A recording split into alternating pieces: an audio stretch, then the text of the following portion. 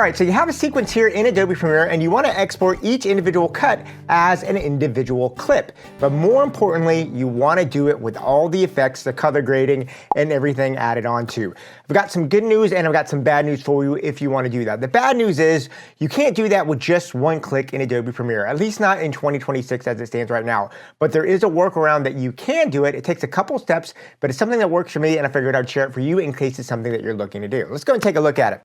Now, if you come into Adobe Premiere, I have a sequence right here, and as you can see, I've got a couple of drone clips that I've got of a piece of property, and I need to basically take all these things and get them to a client as individual clips. Pretty standard stuff. Now, the way that Adobe recommends you do this, if you actually come up here to File and come down to Project Manager, what you're going to see here is you can actually click on a sequence, and then you can do Consolidate and Transcode. And if I do that, you'll see it'll source these as individual clips. It'll give me formatting, all these things like that. That's all well and good. The problem is, if I do this, and I'm like any normal person that wants to send a client, say, color graded stuff, or more importantly, let's say I shot stuff in 60 frames a second and I want to slow it down, this will not export any color information that you do or any kind of timing and effects that you have on the clips, which kind of defeats the point if you're trying to get this to clients. So let me show you how to do that without having to come in here and do it. Now, one of the things Adobe does recommend is maybe going into each individual thing here and actually individually nesting each of these things and then exporting those like that, or render and replace. All those things are a real pain and they're not practical if you have a sequence where maybe you have 80, 90, 120 clips that you want to get to client. Now, all that being said, there are a few steps, so bear with me here. Now, the first thing I'm going to do is I come to these selects that I've decided, and I need to export them. Now, this is the first step I want to do. So once I export it, I come to my export window, and I do think it's important, I like to export this stage of the game as a QuickTime ProRes 422 movie. It keeps the quality really high because we're gonna have to go back and remix this again. So that's just one thing I like to do. So you can say you do have, if you click on this, you have a QuickTime option, and then you have a ProRes 422 set. You can actually do 422 HQ. It just depends on how important the quality is for that client.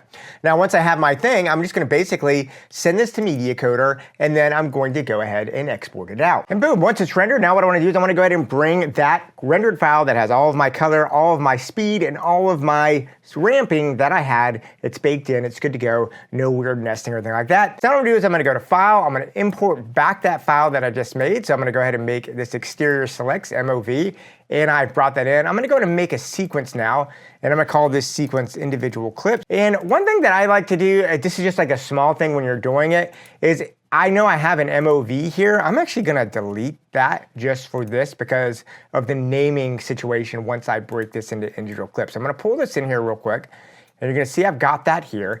And now the problem is if I zoom out, you're going to see that it's all one clip. I need to make it individual clips. Super easy to do. I just right click on it. I come down and I'm going to do Scene Edit Detection. And then what happens is I just say I want to apply cut at each point, and the more important thing is I want to click on this that says create a bin of subclips from each detected cue point.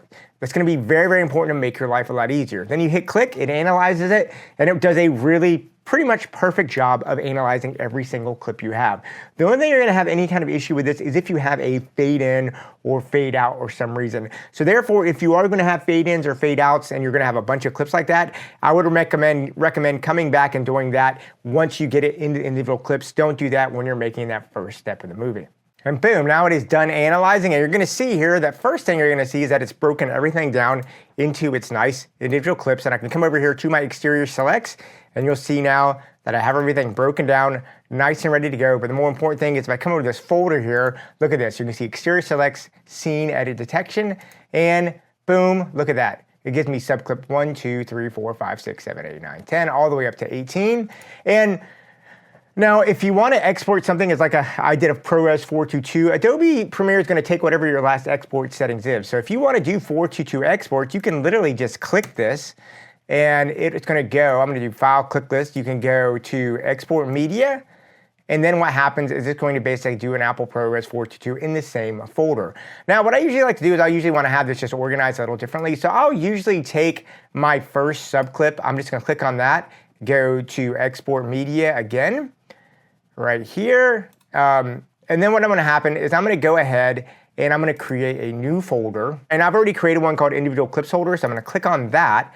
I'm gonna save it. And then a lot of times my clients want this stuff for social media stuff. So what I'm gonna do is I'm gonna go ahead and then maybe make a H.264 preset that I have right here. Maybe do a high quality, 4K, and I'm gonna say okay, and then I'm gonna send that to my media encoder. Now the great news is once I've done that, Adobe will save that setting so I can come back here and now I can click on every other clip I have, the other 17 ones. If I right click on it and go export media, look at this. It's all ready to go, the same settings in the same folders.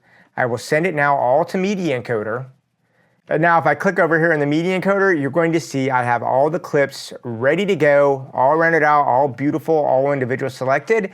And now what I can do is I just hit play, and now it's going to render out and be good to go. So there you go, guys. It takes a couple of steps, but you can absolutely get all your clips rendered out the way you want it in a situation. That gets all the color and all of the speed information that you're gonna want. The last step I may do, if you wanna just do one extra thing, I will open up these clips once they're exported in Adobe Bridge, and I may do a batch rename just to get them named exactly the way I want for the naming conventions of my client. Anyway, guys, I just thought that was something you wanted to share. This is something that comes up with me a lot because I'm always having to get individual clips for clients.